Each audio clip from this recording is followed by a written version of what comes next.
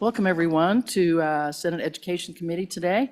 Glad to have you all here. It's always fun to have a full house for whatever reason. We like lots of people. So let's go ahead and take roll this morning. Madam Chairman, Senate Education, January 29th, 2025. Senator Brennan. Here. Senator Olson. Here. Senator Rothfuss. Here. Senator Scott. Here. Chairwoman Schuler. Here. You have a quorum. Thank you, Ashley. All right, the first bill today for our consideration is Senate File 126, establishment of a K through 8 public lab school. And this is Senator Rothfuss's bill, so we'll let him go ahead and proceed. Thank you, Madam Chairman. Madam Chairman, Senate File 126 comes from some unfortunate circumstances that took place during the interim. I think everybody is familiar with the University of Wyoming Lab School. It's an operating K-8 public lab school, part of the ACSD1 school district, resides on the University of Wyoming campus, and has worked for many years, over 100 years. We'll probably hear testimony about its history, perhaps. But it's been around in some capacity for over 100 years, supporting the College of Education and their mission. It's been operating for a couple of decades under an MOU agreement between the university and the school district, where there's a bit of an exchange of value, and the university has the opportunity to have a functioning school on the university campus in K-8 that supports the College of Education mission and is used for teacher training, largely pre-service teacher training, but has provided a lot of student teaching opportunities over the years, and also some research opportunities over the years. And in exchange for that, the university provides the space, and it's in the same building as the College of Education, so it's very convenient from a locality. And this has been a good working relationship governed by an MOU that calls out the mission and calls out the shared responsibility for quite a while. Well, over the last couple of years, there's been some tension and concerns. The resourcing from the district has changed, and the prioritization from the school district has changed to the point where the flexibility and freedom of the school was not what it once was. That led to tension with the University of Wyoming, where it wasn't operating really as a lab school anymore. It was operating as a public school that happened to be on the University of Wyoming campus. And so the MOU was basically not being carried out. There were some security concerns, some maintenance concerns, and as a result of that, there was a decision by the university, effectively, that they wanted to close the lab school. We, the local delegation, brought together the parties, the school district and the university, and tried to find some common ground and basically restore the spirit of the MOU that had been operating for a long time. And that was regrettably a failure. We weren't able to get the parties to both agree on moving forward.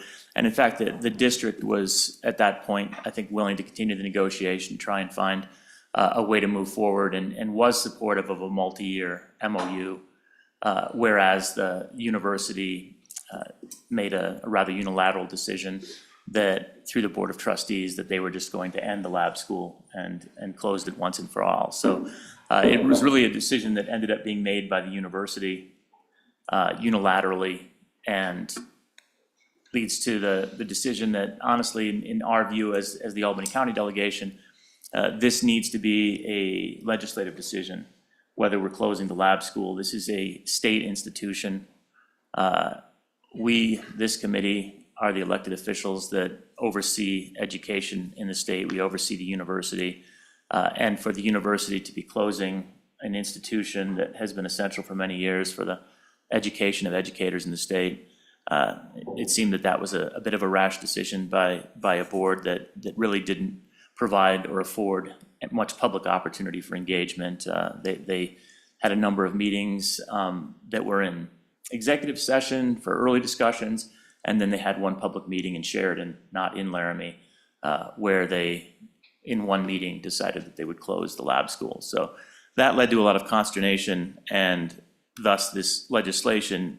The intent of this legislation is simply to keep the lab school operating as it has operated, not to fundamentally change it, but at the same time to recognize that in recent years, by all accounts and discussion, it hasn't been performing its mission as it once was intended. It isn't meeting the objectives of the MOU. It isn't meeting the interests of the state.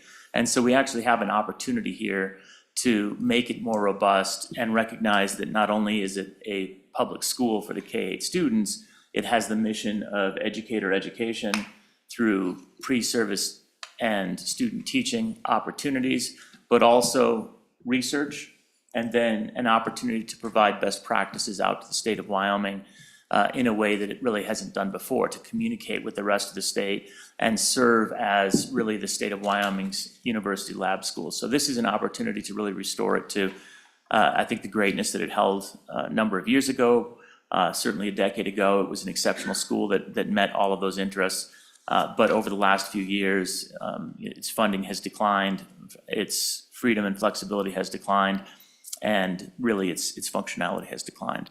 So that's the purpose behind the legislation. I know we'll hear a lot of testimony. I know that the district is rightfully concerned, the university is concerned. There are a lot of parents on both sides concerned to keep it open. Other parents concerned that they are worried about resources, so there's a lot of issues, and I think a lot of misinformation flows around this, and so we'll have a good discussion on that.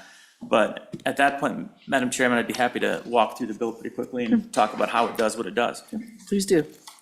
On page 2 is the creation of the K-8 Public Lab School. This is a kindergarten through 8 grade to accomplish the following purposes. That's how it's structured right now. It is a K-8 school at this point in time. Promote developmentally appropriate differentiated instruction that is model learning centered for students. That's part of its mission that's in the MOU right now. Serve as teacher education institution and educational learning site for pre-service teachers of all levels. Now that is already done and will continue to be done at other schools throughout the district, other schools throughout the state, certainly student teaching. We had a big emphasis a number of years ago on trying to get our student teachers throughout the state and not just focused on Laramie. So there's nothing here that would try and move away from that. That's a great outcome. But a lot of the pre-service work can uniquely be done because it's located on campus, where trying to go out to other schools just for a 15-minute observation in a class would typically be disruptive for other classes, where at the lab school, there was a lot of flexibility and integration with the College of Education that would continue. And then Romanet 3 identifies best practices, teaching practices that can be utilized in public schools statewide. That gets to a bit of the research component as well. B paragraph on page 3 indicates that this public lab school shall be a coordinated effort between the University of Wyoming and the resident school district.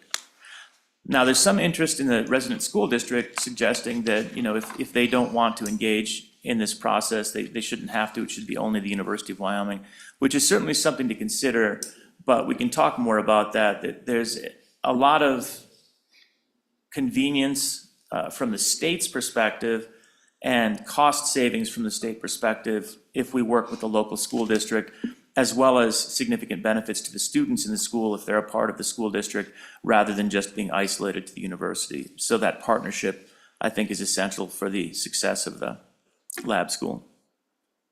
The C paragraph indicates that the public lab school shall be an independent public school within the school district and accountable to the governing board, which we'll establish below. We'll get more to that. So it's going to have independence relative to curriculum and other decisions made within the school district. Located in paragraph D on the main campus of the University of Wyoming, this is essential to its success. There had been in the past discussions of, well, why don't we just move the lab school to some other school that's out there, maybe something that's closing down, but at that point it defeats the purpose of having the integration with the College of Education and the convenience, and doesn't provide much of a differential advantage. On to page 4, creation of a governing board. This creates a governing board that's going to have oversight of the lab school. Now, this is different from how it is right now. And this is something where really there can be a lot of value added, a lot of growth to the potential opportunities for it, because it now becomes a team mission to achieve the success that we discussed, where we bring in a member of the Resident School District's Board of Trustees, so a liaison with the board, as well as the superintendent of the district or his designee, to ensure that we have administrative tie-in. Then in Romanet 3, we bring in the dean of the University of Wyoming's College of Education or his designee. It's actually her designee at this point in time. and 1 member appointed by the Dean of the University of Wyoming's College of Education. So at this point, we've got members from the University of Wyoming College of Education and members of the local school district that are governing the institution together to try to forward that mission and provide continuity between the district's resources and the university's resources, hopefully all rowing together. In addition, recognizing that this is a statewide public institution, it's not just a local district school, this is a state entity. We bring in the superintendent of public instruction or her designee. On page 5, we bring in 1 teacher to the board that is selected by the teachers of the school, and 1 parent of a student that attends the lab school, selected by the parents of the school. And then the principal will serve ex officio as the chair of the committee. So that membership is, they'll have the opportunity to chair, but not be a voting member. The B paragraph below is actually language that we use a lot when we establish a board, and it talks about payment and compensation. Good feedback that I've heard recently indicates that this is inequitable relative to other boards. We don't do that elsewhere. So I'm going to ask that we strike the paragraph B as we move through. It was sort of standard language that went in, and I didn't catch or process as we were working the bill that it was going to create inequity, so that's unnecessary, and we'll get to that in an amendment. On to page 6, paragraph C just talks about what the governing board can do, and they may negotiate and contract with the resident school district, University of Wyoming, or third parties, basically for the operation of the school, the building, the maintenance, any other services, any other undertaking. So they have the right to contract. A key provision, though, is the last sentence, which you see beginning on line 10. If the contract is with the resident school district or the University of Wyoming, the services shall be provided by the resident school district at an incremental cost. Probably should say, or the university at an incremental cost. Paragraph D, the government shall have the governing board shall have standing to sue and be sued. That's standard language. E, the governing board shall be responsible for the operation of the school, including the budgeting and contracting for services as well as personnel matters. So that board will be doing the hiring of all the personnel of the school, responsible for it. Page 7F, the governing board, in consultation with the University of Wyoming, shall determine educational placements at the lab school for University of Wyoming students. So basically that coordination takes place between the lab school and the university for placements at the lab school, whereas in the past it was a negotiation between the university and the school district. This is just ensuring that there's a seamless communication between the university and the lab school for all of the pre-service placements to include student teaching, but basically everything else. And again, I think that's the functional operation that we saw years ago where there was relatively seamless integration of particularly like the early grade pre-service teaching engagements. Page 7, paragraph G, not later than September 21st, they'll begin reporting to the Joint Education Interim Committee. And this is something that I think is really going to be of value and is going to help us improve the lab school in a way that it's never achieved before. By having it tied directly to this committee where we can hear how it's making progress towards the missions that we're talking about and the statewide engagement and the statewide mission of improving education, not just at the Laramie UW Public Lab School, but how it's affecting the state of Wyoming is essential. That's where we can make this the best that it's ever been. And that report includes things that you'd expect: student achievement data, enrollment, level of engagement with the University of Wyoming's College of Education, impact of the school on the University of Wyoming's teaching program, and then proposed statutory modifications. If anyone has any other suggestions on things that we would want to hear in that report, we can certainly amend and add those. But the idea is to ensure that they come before us, report in, and we understand how this is improving educator education in the state of Wyoming, as well as overall public education. On page 8, moving to admission to the lab school, we see in the A paragraph that the public lab school established shall, Romanet 1, be authorized to offer any educational program that's that can be offered for any district in the state. So they have flexibility on their educational programming. In Romanet 2, they have to meet the state uniform educational program standards, so they have to meet the state standards. And in the second half of that paragraph, they also have to comply with all assessment standards. So they're a traditional public school when it comes to meeting state standards and meeting educational performance through the testing and assessment. Paragraph B contains a lot on page 9. It just gets to more detailed discussion of the freedom from specified school district policies and state regulations. They have general freedom within what a school is allowed to do, freedom of independence to operate with regard to the district, and then with regard to the State Board of Education, they have to apply for a waiver through the State Board of Education if they want exceptions to anything. And that waiver shall only be for up to 2 years from the State Board of Education before it has to be reauthorized. That's the line 23 at the bottom of page 9. And then page 10 reiterates again at the top, once again, nothing in this subsection shall be deemed to exempt the public lab schools established pursuant to this statute from.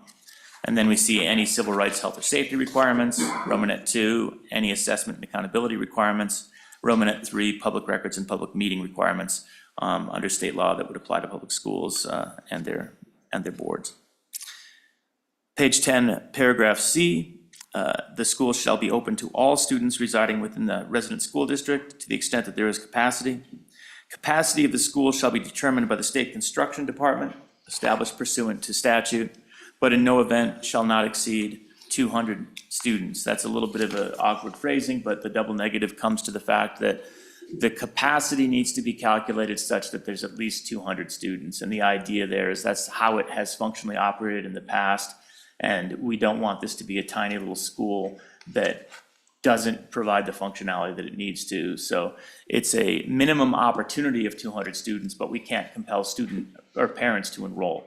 So that's why it's not a minimum number of students shall be 200, it's a minimum capacity of 200. And therefore enrollment will govern the actual number of students that enroll. And you see that if the total number of students applying exceeds the capacity, which has happened many times in the past, but has not happened in recent years, then a blind lottery takes place to determine the enrollment, and then you have sibling preference. Bottom of page 11, we're almost done, Madam Chairman. The funding is through the same funding formula that we use for how a charter school, in-district charter school, is funded at this point in time, where we have it funded through the Education Resource Block Grant model as a K-8 public school within the resident school district. And payment shall be made to the public school, to the resident, to the public lab school by the resident school district as provided in Wyoming statute. Again, we're getting back to our charter school statutes. And this is important unless the resident district and the governing board of the public lab school mutually agree in writing to fund the public lab school in an alternative manner. Madam Chairman, I sure hope this takes place. I hope there is significant cooperation and that last sentence ends up being the governing sentence as it does for the other two charter school constructs that are in the district. This is not technically a charter school. This is a rather unique unicorn of a public school on the university campus, but it's funded as a charter school, is in the state of Wyoming. And the reason for that is basically it's that the school level resources by default get passed through to the school, which is appropriate through the funding model. And there's probably, I know there are concerns about funding. We'll probably hear more about that. We can address those as we hear public testimony. And then finally, page 12, section 2. This goes into effect in 25-26 fiscal year. So in other words, continuity. We're not holding off. The idea here is for a continuous operation of the lab school such that people enrolled at the lab school will still have the opportunity to continue at the lab school in the fall, and there won't be any disruption to the lives of these people by closing the school, which is a bit of an aggressive agenda. It'll be a lot of work for that governing board to get things going, but I think the group that we would assemble would be up to that task and be able to ensure that we have continuity of public education there. And Madam Chairman, I'm going to briefly mention the proposed amendment that I've distributed because I think it's an important point. When this was drafted, the fiscal note on it exists, and the intent was not to have any fiscal impact that changes things from how the current system operates, the current cost to the school foundation program.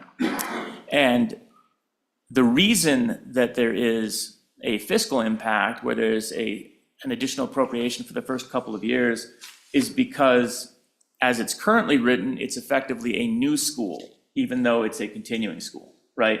So it's a continuing school in fact, but it's a new school as written. That triggers a few statutes that require a first year of double funding and then a different ADM calculation moving forward. This amendment that when we work the bill, we can bring in, was based on a request having understood that there was the appropriation aspect that, or the fiscal impact to the school foundation program. This says basically treat it as a school that has already existed and has continued to exist so that it is budget neutral to the school foundation program. There's no disruption from a school foundation program account standpoint. And that was something I appreciated the feedback on. We learned that since we had the bill drafted, and this amendment addresses that to ensure that there's no fiscal impact from the perspective of the school foundation program. So, Madam Chairman, that's the bill. I know we have a lot of testimony, and I'll pause, happy to answer any questions at this time, but I think we'll have a lot of opportunity to dig into the details through testimony. Questions, committee, for, Yeah. yes, go ahead, Senator Olson. Thank you, Madam Chairman. I have many questions. Many. All So right. the first one is, and you may have mentioned this in your introduction, and maybe I just missed it, but I have for a long time wondered where the authority of the existing lab school came from, since it's not a charter school and it doesn't exist in statute currently because that's what we're doing right now. So where did the authority originally come from for the creation of the lab school? Senator Rothfuss? Madam Chairman, it depends on which point in history, because it's existed in many different forms. It was a private school at one point with a very, very low tuition. It was part directly of the university at another point. But in recent years, and it was effectively since the new statewide funding model went into place, it moved into, it became basically an asset of the school district because that was the clearest direct path to having funding through the school foundation program. So it was incorporated into the school district at that point as a Albany County School District #1 school. But again, before that, it wasn't necessarily, or may not have ever been prior to that, an entity of the school district. But based on how we fund statewide, it was decided at that point, let's take it in as ACSD1 because the funding stream flows very smoothly. And then at that point, it worked through MOU. So an agreement was put into place between the university and the lab school to govern how it would operate. And that included a lot of exceptions and flexibility and a lot of mission statements. So the MOU became the governing document. But no, that didn't occur through any statutory changes. And it's always basically been placed on, what is in the best interest of the lab school at that given time to serve its mission. And then ironically, here we are at this point in time where, the lack of that clarity has led to the problem that we have right now. And the school district appropriately, it's one of their assets. They're treating it as an asset of the school district, which is how it currently resides. And that's why this then comes up as being a legislative issue, because from the school district's mission, they're not obligated to run or host a lab school through the university. It is a bit of an inconvenience, so we'll probably hear that it's a bit of an inconvenience for them. Any follow-up? Not follow-up, but a different question. Sure, go ahead. When it comes to special education funding from the federal government, who or what is considered the LEA in this scenario? Senator? Madam Chairman, this is still Is it the school district school still? within the district, so the LEA is going to remain with the district, which I believe is exactly how we do it for our two district charter schools. I could be corrected on that. I actually think there could be flexibility there, that there could be a redesignation because they have the authority to contract. But that's one of the areas where the district and the school can make an agreement, and that is something where it might be of benefit. At the same time, the university, if it felt like it could take on the LEA responsibilities as well, because it has grant offices, it has the, the capacity to do that as well. And this comes down to really what's in the best interest of the operation of the institution, how it becomes most effective. You actually have some flexibility there. The board itself could do it, the school itself could do it, but at that point, you're not benefiting from the economies of scale that you have either at the school district or at the university. So I don't know that that would be the most cost-effective approach. Other questions, Senator? Just to follow up, yes, Madam Sure, go ahead. Chairman. So statutorily, do you feel that that the statutes that we're laying out sufficiently rests that with the school district? I know that you said that it could be with the University of Wyoming, but I want to be clear in the statutory construct that we direct where it is. Senator? Madam Chairman, based on how it's constructed, my expectation is that it defaults to the school district because it actually took us a lot of work to get to the point where it would do anything else for the statewide charter schools, candidly. So I think we would actually struggle to have it be anywhere else. But it's a good question that I haven't addressed before, and so it is one that we could check in with staff and find the answer to directly. Very good. Whether that's explicit in statute or whether we're relying on some implied reference. I'll check that out. All right, thank you, Madam Chairman. Okay, thank you. Other questions from the committee? Yes, Senator Scott. Madam Chairman, the paragraph that begins at the top of page 9, where the school can operate free from specified school district policy and state regulations, et cetera. How close is that to the current charter school setup? And is it, am I right in thinking it's a little more flexibility than the typical charter school has? Madam Chairman. Okay, Senator Rothfuss. Madam Chairman, it's my understanding that this paragraph was effectively copied from the laws that we had for our most recent batch of charter school legislation. I did not request any amendment to it, but that doesn't mean it wasn't conformed in some way based on my other requests. I can check into that, but it is my understanding that it's a carbon copy. Any follow-up? Are you good? Madam Chairman, I have a Yes, follow-up go on ahead, that. Senator Olson. Go ahead. So this is a question commonly asked of our charter schools with this provision of statute that allows them to waive certain requirements imposed by the school district or the state. What do you anticipate certain waivers based on the way the lab school has operated in the past? Or, help me understand why we want this language in the bill. Senator Rothfuss. Madam Chairman, Senator, most of it comes down to curriculum flexibility and having an exemption from district selected curriculum, which is standardized across the district or may be standardized. And that's consistent with how it was done in the past. Based on prior operation, nothing about this seems like they are going to go off the rails and do anything that would be earth-shattering from oh my gosh, what are they up to?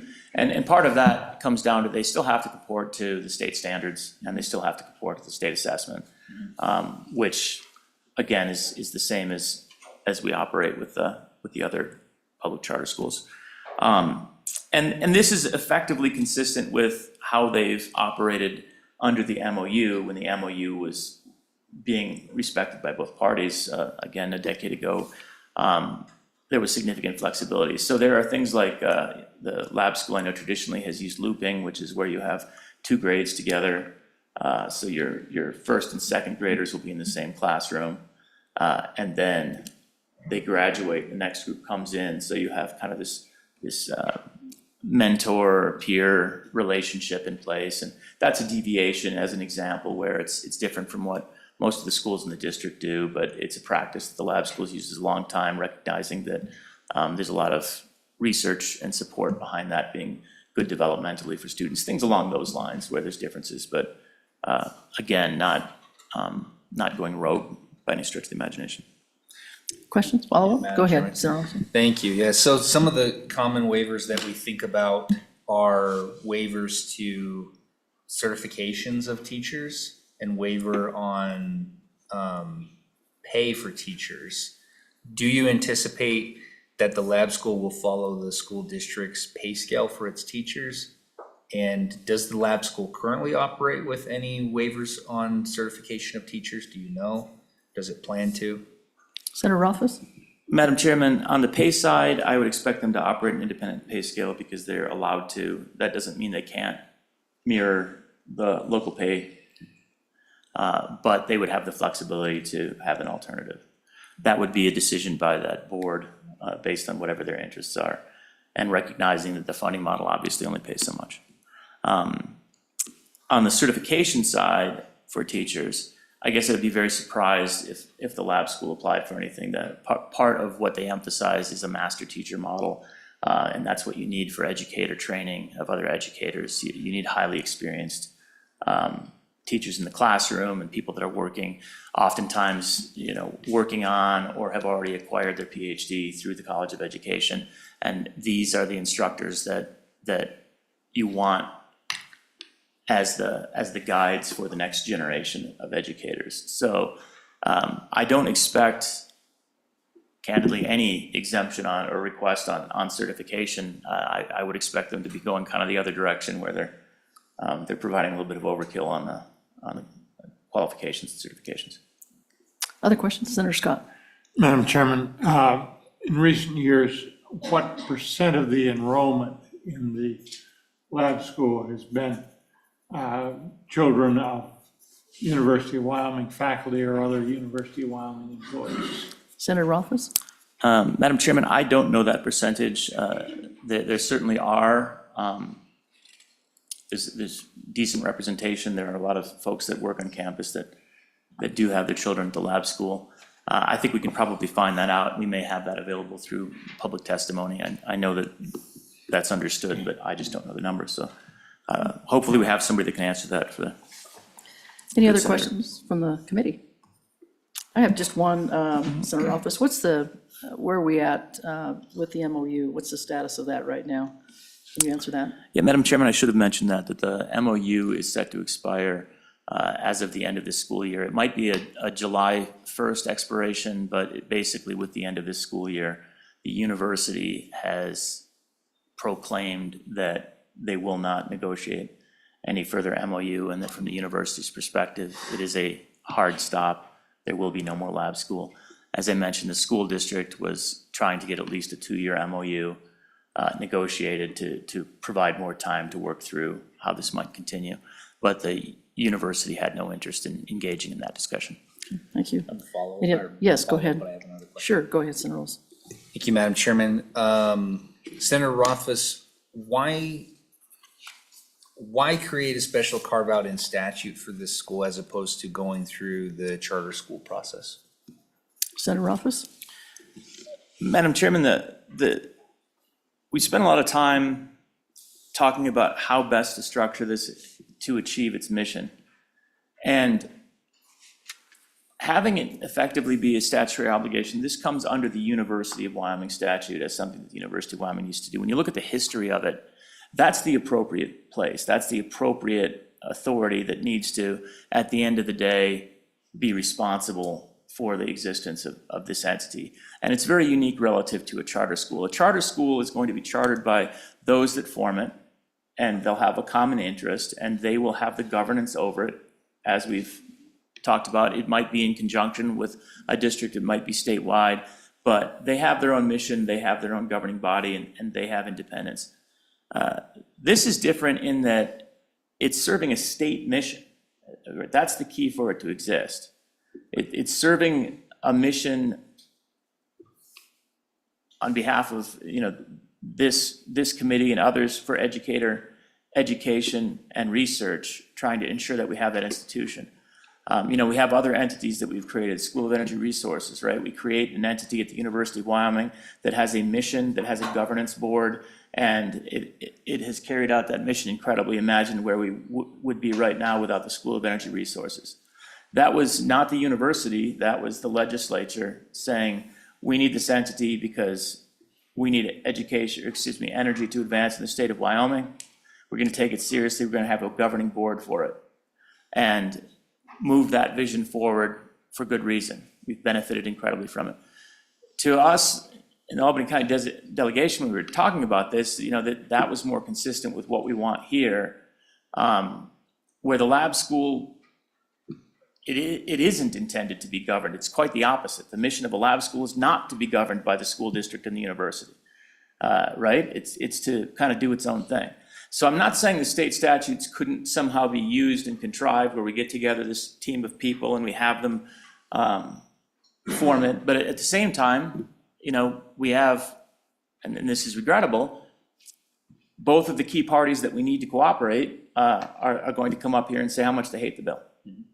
So it's pretty hard to get a lab school together, or excuse me, to get a charter school together when the people that you need to form that charter school are very much against the existence of that charter school. So here we are. Other questions? Yeah, Senator Scott. Madam Chairman, further on that one, we did hold a hearing in the joint interim, and it became quite apparent that if you didn't do this with the statute, that the university bureaucracy would do away with the schools. Other comments or questions? Madam Chairman, on that same point, right, we need the facility, and we haven't gotten to some of the details about the cost, but right, we rely on that facility, we rely on its location. A charter school that's formed among parents that are currently in the lab school, I don't actually know where they would go. And they certainly wouldn't do it on campus, and they certainly wouldn't do it in conjunction with the College of Education, and they certainly wouldn't be able to achieve this mission despite their best objectives because they don't have, the political will isn't there. So I wish we could do it that way. I wish we could have just signed an MOU. That would have been great. That was how it was handled in the past, but here we are. Okay, thank you. Why don't we go ahead then and open it up for public testimony? What I think I'd probably like to do is maybe hear from our agencies first, if they have anything to comment on, maybe the department, and then maybe if there's somebody here from the University of Wyoming, I believe there is, and also from the school district, I'd maybe like to hear from those folks first, and then we'll open it up for the public. And I know we do have 3 bills today, so we don't want to hurry through this at all, but just please keep your comments pretty succinct if you could. So let's go ahead and start out with the agency first. Okay, great. Why don't we open it up to either the university or Albany County School District if they have somebody here. So whoever would like to come up, please do.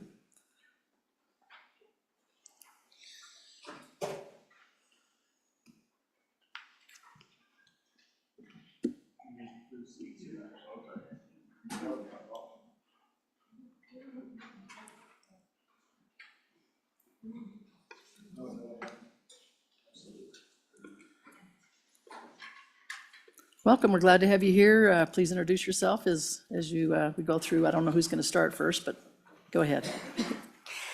Madam Chair, trustees, Tristan Green, Chief Financial Officer, Albany County School District. I remembered it all this time. I got my name and yours. I forewarned my colleagues here about that 3rd chair, so we made the tallest one sit in that one. I wasn't going to try that. Thank you for allowing us the opportunity to talk a little bit about this bill. Shocker, no, we're not in favor of this bill, but it may not necessarily be for the reasons that you think it is. I appreciated the discussion that happened before we were allowed to come up because it did clear up some things. I think what it also did is shed light on the fact that maybe this isn't ready to go. I appreciated a lot of your questions, Senator Olson, because those are also our questions. We weren't consulted before this bill came out, so we have tried to ask the questions, but when you're not really involved in the conversation, it's hard to get some of those flushed out. There's also a few inconsistencies, and so I will share some of my concerns. The first concern is kind of just alluding to the fact that we've kind of received conflicting information on just to exactly how this is going to be funded. The language of establishing under a charter school, that's, that was clarified, that's how you intend to fund it. It was also clarified that you're not going to be writing the check for it. I'm going to be writing the check for it, contrary to what the fiscal note says. It does also sound like that even though it's under a charter, that there is either the opportunity to be a district authorized charter, and if the district doesn't come to terms with that charter, then what happens? Does it become a state authorized charter at that point? I mean, we don't have very much time to negotiate the contract. And if established under a charter statute, then there's a process for that. I don't think it's really wise to circumvent a process. We're really rushing through with this. You yourselves have had to bring back charter bills this session to fix a charter bill that was put out last session. And then here we're coming with kind of yet another convoluted charter that nobody's really sure what is going on with it and all the funding aspects of that. And if you're not going to finalize this decision till March, then that charter school process starts, is that enough time? I don't think that's enough time for the charter school to really do what they want to do and set itself up for the good purpose that they are by the start of the school year. I also have concerns is the model going to be ready so we really essentially know what's being passed through and what's not? Is the charter going to know by July 1st what the funding is in the school resources section of the model, and then what resources we're providing, what resources they're providing? I don't know that there is enough time to move on this for next school year. You also talk about that you intend the lab school to stay as is. Well, staying as is and funding it as a charter are two entirely different things that comes with a different set of costs. And if you're wanting it to be as is, then why a different board? And I appreciate you wanting to take out the language of paying a board, as I think that's a huge conflict of interest when we're supposed to have members of our board on that board. One board's paying them, the other board's not. That seems a bit shady with taxpayer dollars, since nobody really funds their boards like that in the state. So I appreciate that recognition of that in that amendment. The other concern that I have is I'm not fully sure with this 200 student cap and then the mention of the 2.5 million. So the 2.5 million is what is allocated in the model for the lab school, but that's based on a 3-year rolling average of 235 students, to which they currently only have 160. So by me being required to flow through funds for 235 students is not allowing us the benefit of the 3-year rolling average, which is what that was exactly intended to do, to help you go with the ebb and flow of declining and increasing enrollment. So you're taking that away from us if we were to fund that as is. If not, then you are funding them, I'm guessing they're gonna say they're gonna have an enrollment of 200 students, which is currently, but they currently only have 160. So I'm not sure how you're going to work through them staying as is, yet being a charter, and none of us really knows what's supposed to pass through to them funding-wise. It kind of puts us all, especially the charter, at an extreme disadvantage, not knowing that number or roundabout number ahead of time. My last concern is that I understand that the general conception is the money follows the kids, and so therefore if the kids are leaving and the money's following them, then what's the problem? The problem is we never intended for those kids to leave. The lab school is not going to be open anymore. Those kids stay with us. So I get to keep that 2.5 million and continue to use all of those resources for the benefit of all of our students, all of our staff, and all of our parents. While I too value school choice, please remember, our parents that are attending our public K-12 schools made a choice too. And so, is it really fair to them to punish them for the choice that they made?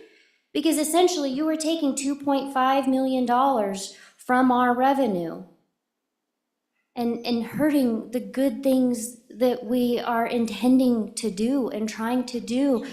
Like, we have worked tirelessly over the past year and a half doing deep dives into all of our finances and all of the programs we offer. It's been tough. It's not been fun, but we've been doing it because we realize that we need to make sure that we are running an efficient and effective school and that we are being mindful of our taxpayers' dollars. And I think we've heard several times of how well that we're doing that. I mean, we're one of the top performing districts. And so I don't know that it's really wise to start taking funds. And please remember that the funding model is a funding model. It's not a spending model. That's local control. We get to take those funds and determine what's best for our students and our staff and our parents, based off of what those people have informed our trustees that they want to happen. And they did inform us, which is why we made the decision that we did. You made a very good point that you want this lab school to serve a state mission. So if it's to serve a state mission, then why is one district being required to pay for it? Why not put it under the state and allow the state to make this what it wants to be, not at the cost of one district? I stand for questions. Thank you, Ms. Green. How about we hear from the other two folks, and then we'll open it up for questions from the committee. Go ahead, please introduce yourself. Good morning, members of the committee. My name is Dave Hardesty. I'm Assistant Superintendent for Albany County School District. I don't think I'm going to share much more information related to this bill that Ms. Green, our business manager, hasn't already shared. I think the thing that I would like to touch on and maybe just have additional clarity around is just resource allocation.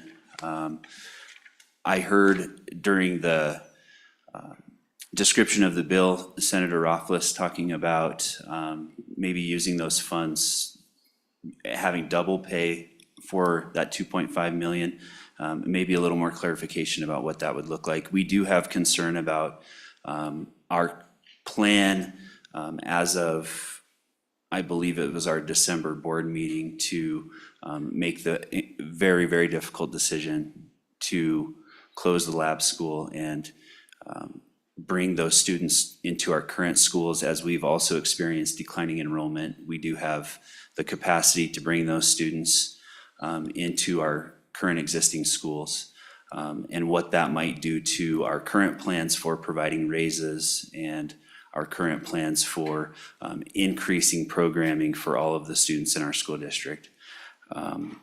Within the bill, there are mentions of model learner centered. I'm curious what that will look like at the new lab school. That has been an intentional focus of our school district as well. It is a cornerstone of our new strategic plan that was recently adopted by the school board.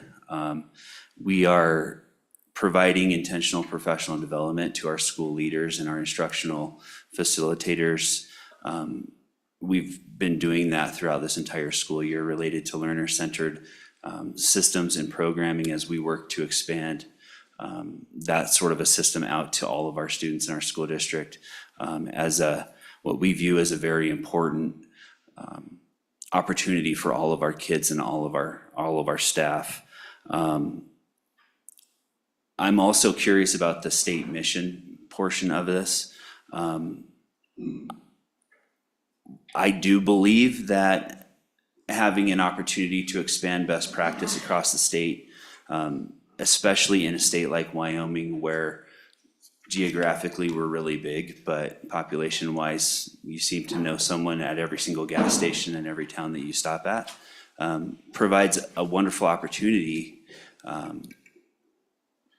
to share best practice. I'm just not sure what that looks like, having the burden, well, not the burden, but that pressure on one singular site. I don't know what that looks like, so I'm curious what that might entail. The last thing that I think I would touch on is just the concern of anytime an entity has to make a terribly difficult decision, does it become an opportunity for the state legislature to sort of override certain systems that have put in place and laws that have put in place to intervene, I guess is how I'll say that. So I'm left curious with that as well. There were discussions about the MOU and resources no longer being provided to the lab school. I would just like to say that was not in spite of the lab school. As we experienced in Albany County School District and continue to experience declining enrollment, along with that is declining funding. We were funneling resources to the lab school, in some cases at a higher rate than we were able to funnel them to other schools. And that was in large part my understanding for why some of those MOU decisions were being made. I was not necessarily in this role at that time, but I've worked in various roles within the district for a long time. So I did hear about those conversations as they were happening, and then as I've come into this role as well, so. Okay, thank you for your testimony. Someone else? I'm not sure who you are, but please introduce yourself. My name is Kate Kinnis. I am the Chief Academic Officer in Albany County School District. And I'm going to be probably pretty brief and specific to a couple of points that are within the role and scope of my role within the district. So I, first of all, feel like I would be remiss if I didn't counter a statement that Senator Rothfuss offered. I don't believe, and knowing that we have colleagues here in the room, that there is anybody sitting at this table that hates the lab school, that has ill feelings toward the lab school in any way, shape, or form. All of the schools in our community serve a really critical role. They do a good job. They serve our students well. That includes that school along with other schools. One of the things that I think is important to maybe dispel in terms of some misconceptions relate to the primary purposes of the bill as it's written. So in particular, with regard to pre-service education and pre-service teacher placements, to give some sense of the scope of the role that our particular district plays in that pre-service education, we place 90 plus students a semester in practicum placements. So if you think about that really quickly, that no school can fulfill that role at all. That takes a concerted and collective effort across our district. And what that means is that the lab school does not hold the vision of pre-service education, our district does. We do that every semester in addition to the placements that we do and make for student teaching for our state and for our College of Education. We place a little over 300 students we placed in the since 2020 within our district. That is only College of Education students. Our district also plays host to kinesiology, music education, arts education, special education, service programs for psychology, counseling. Some of those placements take place at the lab school in the same way that those placements take place in our other buildings. I also heard Senator Rothfuss sort of explain the staffing goals and aspirations of the lab school and had described that the aspiration and expectation is that they hire master teachers. I would venture to guess that my colleagues from other districts and schools that are sitting in the room would say, we all do. And that staffing aspiration and structure is true for every school in our district. So when we look at the distribution and access to master teachers, that doesn't always tend to be localized in a specific school. And to be very honest, every school goes through ebbs and flows of that. It's very, very difficult to funnel or maintain a staffing level in a single building without that coming at the expense of access to highly qualified staff across the district. And I think that's just an operational challenge for everyone all the time. In addition to that, I think just a clarification, and I suspect there's some folks in the room who will giggle at me about this clarification, but I heard Senator Rothfuss also refer to the curriculum and decisions about curriculum. Just as a clarification, there's a difference between a curriculum and a program. So when a district adopts a program as a shared program, that does not inherently define the curriculum. The curriculum is adaptive and should be reflective of students, and every building would have dimensions of flexibility and change within that, and that is true within our system and district. So I would caution to imply that any schools, our district or other, require a mandate to allow curriculum to reflect students. If they don't, they're not fulfilling the obligations of defining a curriculum. So I think just from the teaching and learning side, there are some very big misconceptions that seem to be repeated quite a bit. Our placements are done in full partnership with the university at all times. I'm conscientious we're half of that relationship. We don't have our colleagues from the College of Education here, but anytime we do placements, the other thing that I had sort of heard offered is that would be an unfettered sort of placement process with the lab school. Specifically, we actually every semester go through placements. We look at teacher qualifications. We look at matches across the district to ensure that pre-service teachers have access to maximum preparation as they're going through their programs. So, Okay, thank you very much. Questions for any of the folks from Albany County? Senator Olson, go ahead. Thank you, Madam Chairman. It sounds like what I'm gathering, at least as an overarching issue or one at the forefront, is the funding and resource allocation issue. So if this is a mission of the state, I think there's an argument to be made that it should be funded by the state. So if this were funded with general fund dollars, would that change significantly your lack of support for the lab school? Anyone that would like to answer that, please go ahead. Madam Chair, Senator, I think that it's always hard when you talk about removing students and the funding that goes with them. None of us want to lose our students, nor do we want to lose the funding. But I think that allowing the model to take care of itself as it does with those funds, with those declining enrollments, which would be a declining enrollment to us, that would allow it to act and help us. It would be a lot easier if it was fully funded by the state and we weren't required to just flow through those school level dollars right off the bat, and we're allowed to keep our declining three-year rolling average. Okay, any other questions? Okay, thank you so much for your testimony. We appreciate your time. How about the University of Wyoming? I know you've got somebody here or two. Welcome, please introduce yourselves.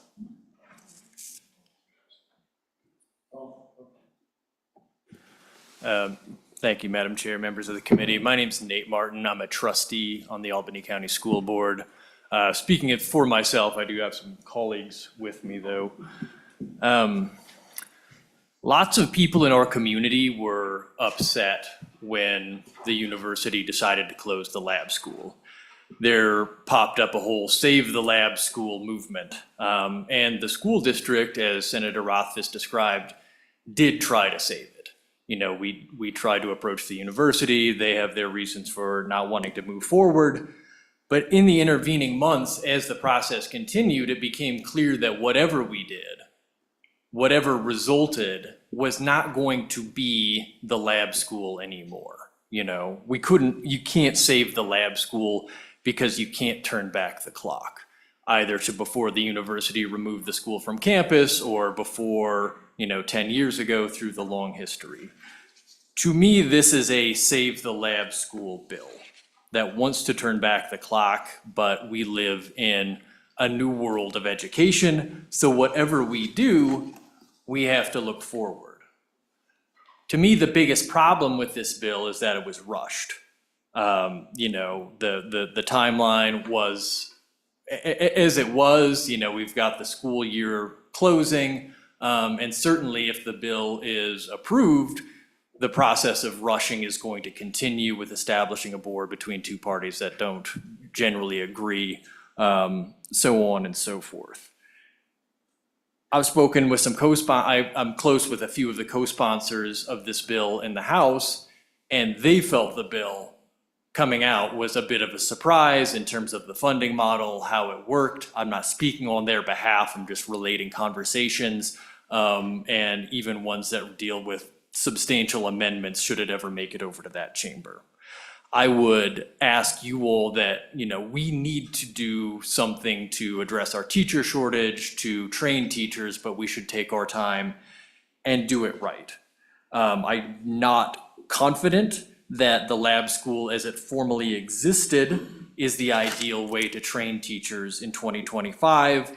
The school's population is not representative of Laramie, much less the state of Wyoming. To Senator Scott's question, the university is the largest employer in Albany County, and so we have lots of university parents sending students across the district. I don't think the lab school is much of an outlier, but it is the school where we have the lowest rate of students who get free and reduced lunch.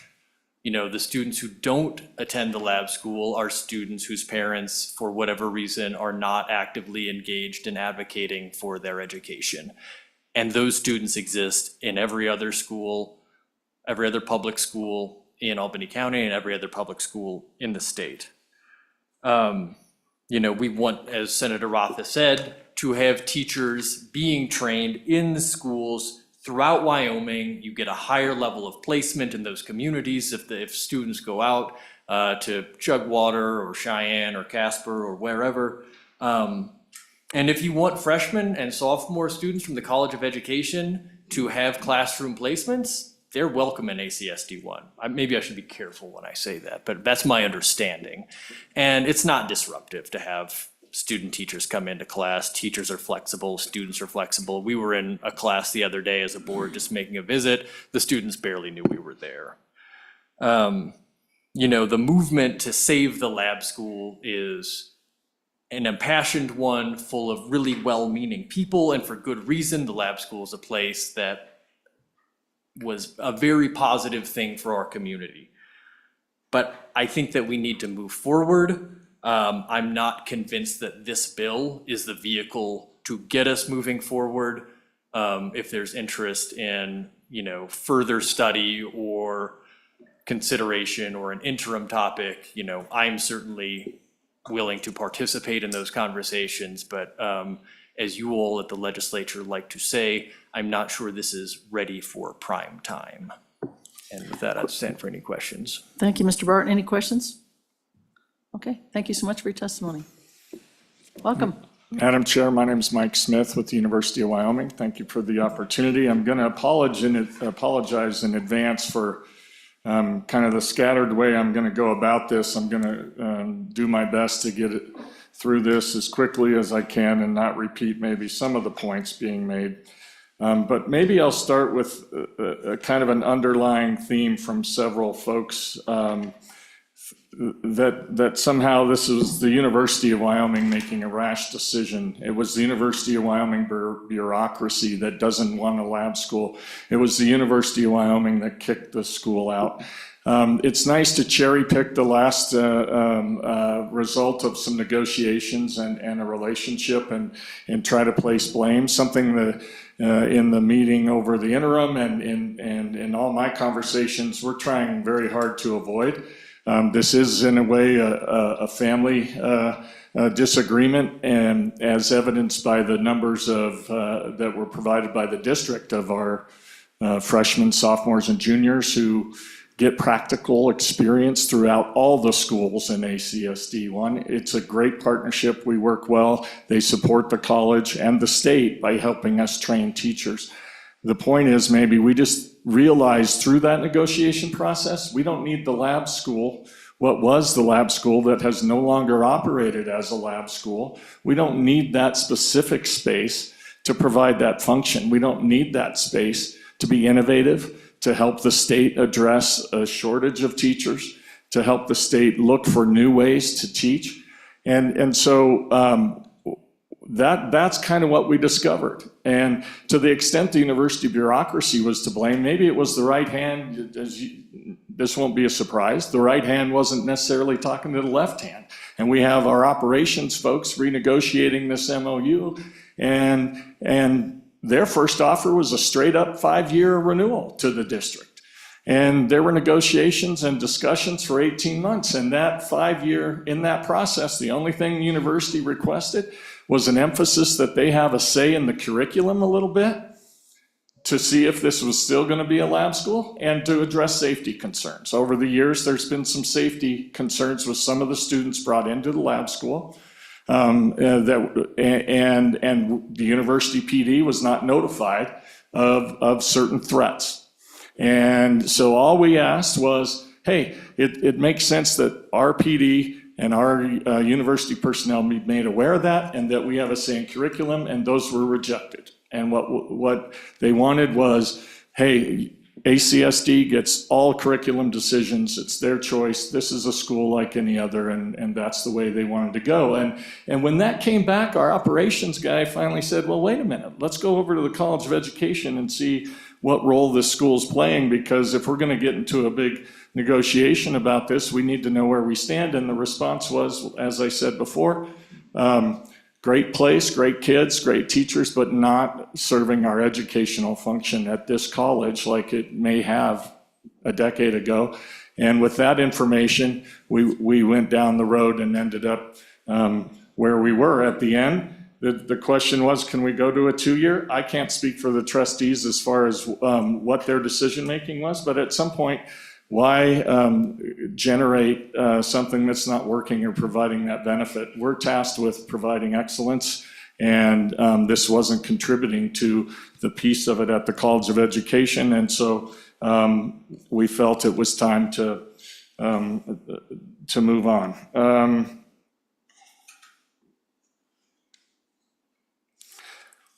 I mentioned the College of Education. I just want to emphasize we have over 200 locations across the state for those practicum experiences. I think the number was 90 in Albany County alone.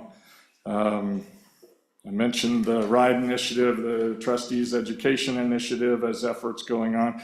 I just want to focus quickly, sorry, for the space itself. It's poorly located now as the university has grown, and the dorms are now right next door to this elementary school, or K through 8.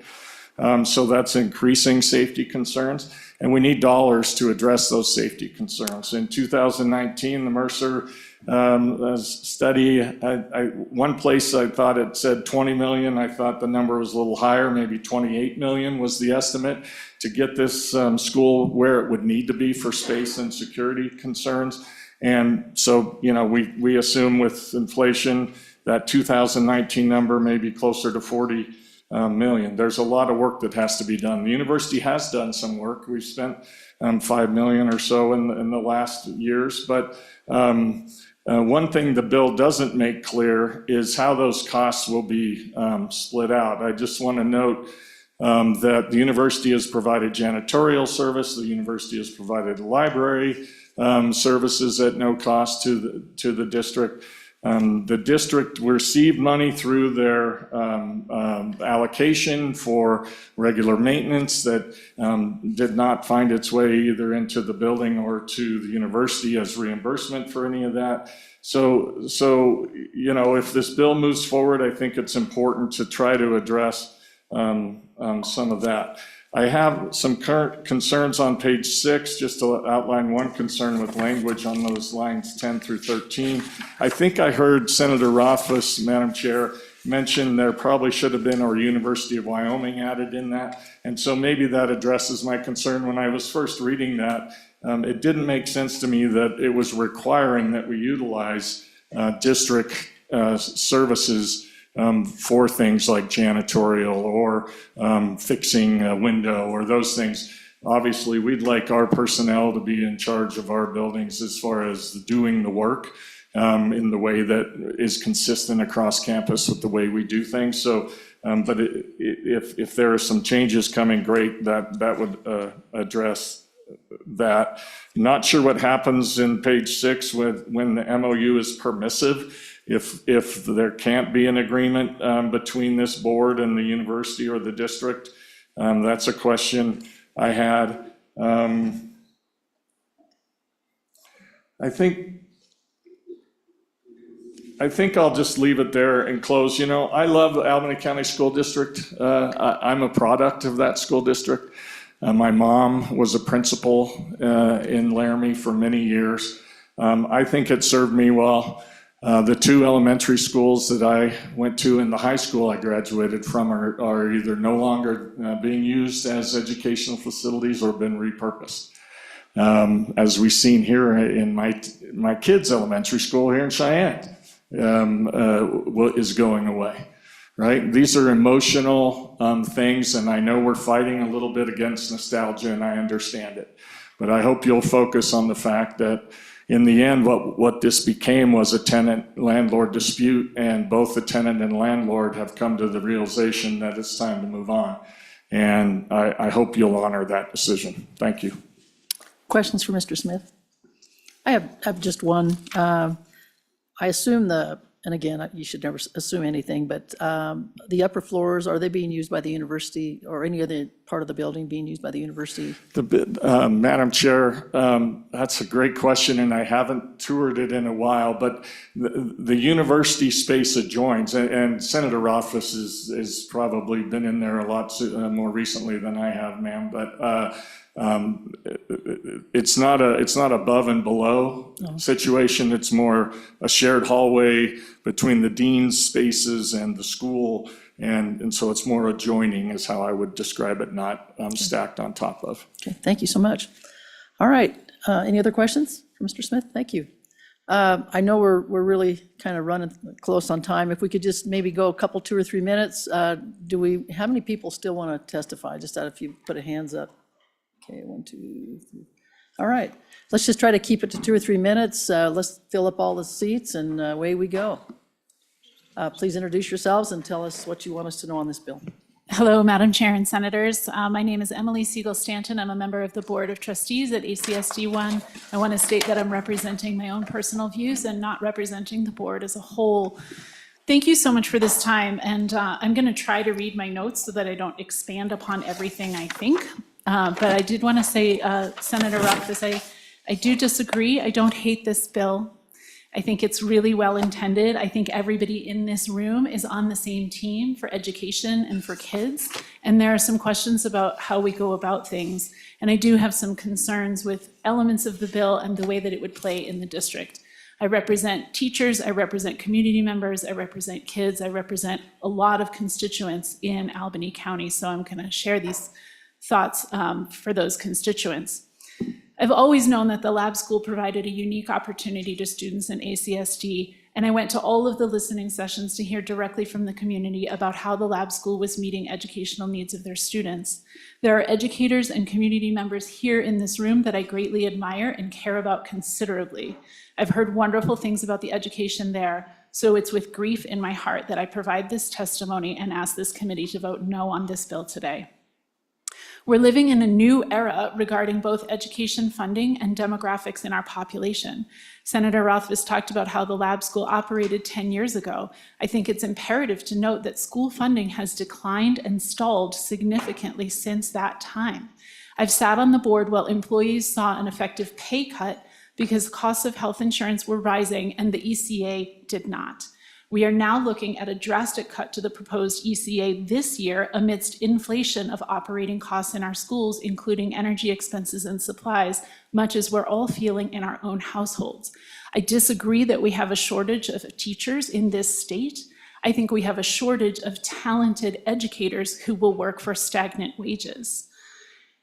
As a school board, it is my duty to care for the health of the school district as a whole. The district has worked hard over the last 2 years to right-size our district so our facilities and staffing align with our funding and population.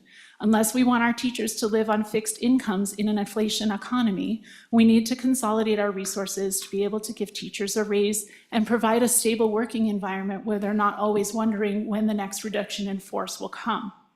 Our teachers also work best in teaching teams. When we consolidated Beidle Elementary into Spring Creek, we heard from Spring Creek staff that had wound up through reductions in population teaching solo sections in a building. This is not a healthy working environment or sustainable working environment for our teachers. They need to work in teams in full buildings. With 4 elementary schools in Albany County, we will have the right number of schools at the elementary level for our population. That allows us to use resources such as administrative salaries, special education teachers, art, music, and PE staff efficiently. It also allows us flexibility as we face continued substitute teacher shortages. I have concerns about the implementation of the bill as well. It offers no fix for the physical space.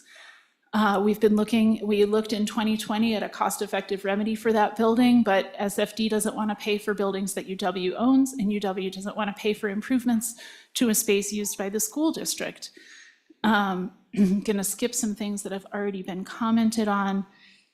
I believe in education innovation. I believe in education research. I believe in supporting our pre-service teachers and our student teachers as best we can. But this bill is going to force a partnership between 2 entities with declining resources when we can meet some of these needs elsewhere across the district. Respectfully, I submit for your consideration that this bill is an action of government overreach. The decisions about our school population and resource allocation need to be left to the people elected in the county to make these decisions and not forced at the state level. Thank you for listening. Thank you so much for your testimony. Questions from Ms. Siegel? Okay, thank you. Who's next? Board member at Albany County. I also do not speak for the whole board, and I'm not going to echo a lot of the things that my board members have already said. The only thing that I'm going to add is we're hearing a lot about declining enrollment across our district, and we have hired an organization, and for the past 2 or 3 years, they have been working on birth rates in Albany County, and they are going down. Our declining student number population is going to significantly decline over the next 5 years, and I worry that this bill is going to lock our district into decisions that nobody wants to make.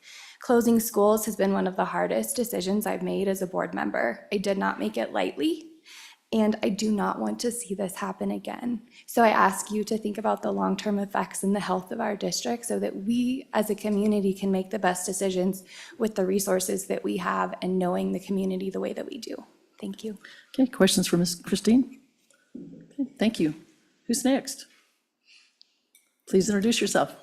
Good morning, Madam Chairman and Board. My name is Adian O'Connor, and I attended the UW Lab School, which profoundly impacted my education and commitment to serving Wyoming. Growing up in Bondurant, Wyoming, I was instilled with Wyoming's ideals of community and helping your neighbor.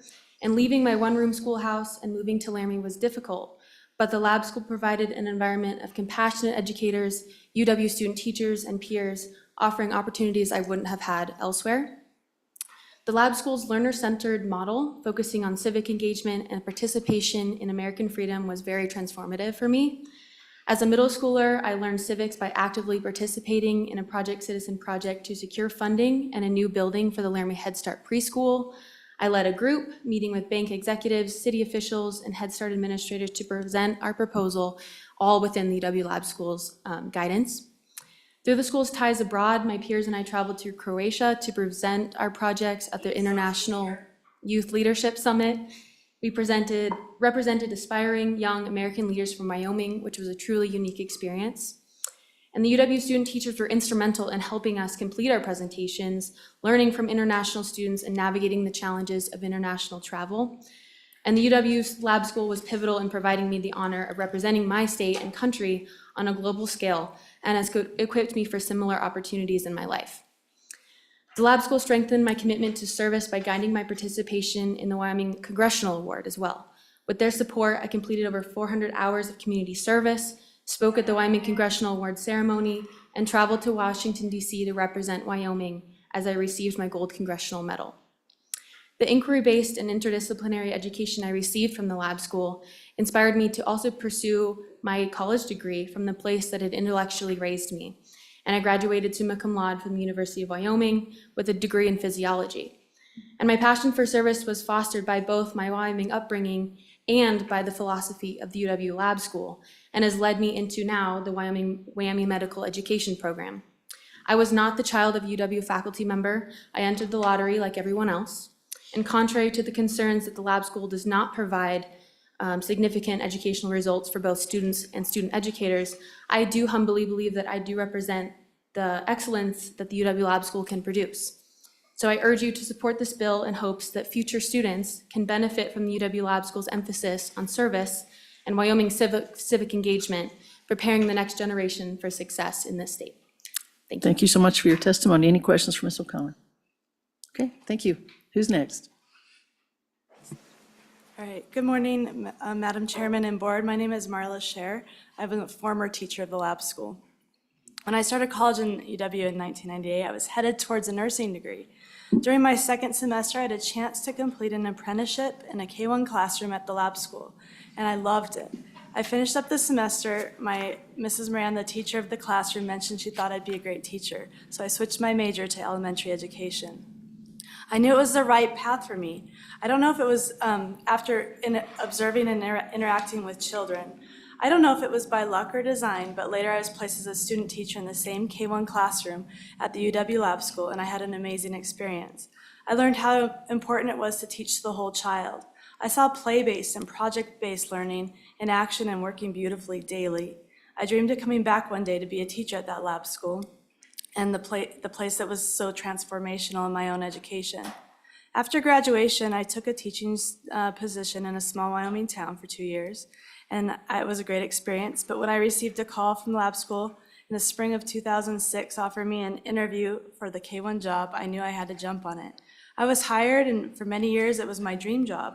Teaching at the lab school was rewarding for many reasons, but especially because I worked with amazing master teachers, had an opportunity to mentor many, many practicum students and student teachers throughout those years. Actually, if you counted them all up, it would probably be in the hundreds. I'm proud that I made this impact on the teaching profession in the state of Wyoming, as many of my former students graduated and took jobs around the state, and I still hear from them today. I think I learned as much or more from them than they learned from me. The kids were all excited to come to school, and perhaps it's because we built our own units and lessons that were responsive to their developmental needs and unique interests. I'm a mom of 6-year-old twins, and they currently attend a local elementary school, that has the standardized curriculum, and they sit in their chairs all day doing paperwork. They have good teachers, that's not the point. I deserve the choice to send my children to a school that values experience-based and hands-on learning. It was my dream to have my kids learn in the place that I helped build and love, and it hurts to the core as a parent to think that they might not have this opportunity. I feel stuck, frustrated, and deeply sad that this choice has been taken away from me and my kids. But I also have hope that you will recognize the unique value of this 135-year-old school and will take action to restore this choice for me and hundreds of other parents who want this type of education for their children. Thank you very much for your testimony. Any questions? Okay, thank you. Who's next? Madam Chair and Board, my name is Jennifer Maiso, and I was the music teacher at the UW Lab School for 22 years. I want to highlight the potential of this school to serve as a bridge between research and practice, a hub where innovative approaches are researched, implemented, refined, and shared with UW pre-service teachers, teachers across Wyoming, and far beyond. I was initially drawn to the lab school because music was valued as a core part of the school curriculum. As a public school of choice, there was an MOU in place that provided more minutes in areas like music and art and ensured that I would be trusted as a professional to design my own lessons and units within the framework of our state standards. Just to give you a snapshot of what this looked like, some semesters I offered a musical theater elective and focused on the ukulele. Other semesters I offered a show choir and we learned about the blues. Students often had a role to play when it came time to choose songs for performances. We even started our own non-traditional performing groups such as a steel drum band and a Zimbabwean marimba ensemble. Despite what might seem like an unconventional approach, I was often told by the high school teachers that these students were among the most prepared when they arrived at LHS, and many have gone on to pursue careers in music-related fields. When I started my PhD in 2012, I developed an interest in integrated educational approaches. I incorporated songs that supported key phonics skills and aligned with elementary social studies topics. I taught a unit on American history using music from Hamilton with a middle school social studies teacher, and a lesson on binary code and music from NASA with a science teacher.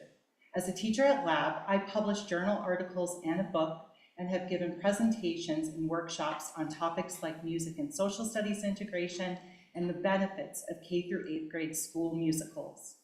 In July, the title of my presentation at an international conference in Finland was Learning About Wyoming Through Music. All of this work has been based on my experiences as a teacher at the UW Lab School. Many of my colleagues have also presented research and ideas about innovative practices at state and national levels, sometimes alongside UW professors, on topics like play-based learning, citizenship education, and co-teaching strategies. Over time, it became more and more difficult to do the type of work I just described because our local school district moved towards a systems-based approach that perhaps guarantees teachers in the district comply with all state requirements and standards, but perhaps at the expense of teacher creativity, autonomy and satisfaction, and quite frankly, student curiosity, joy, and achievement in a holistic sense.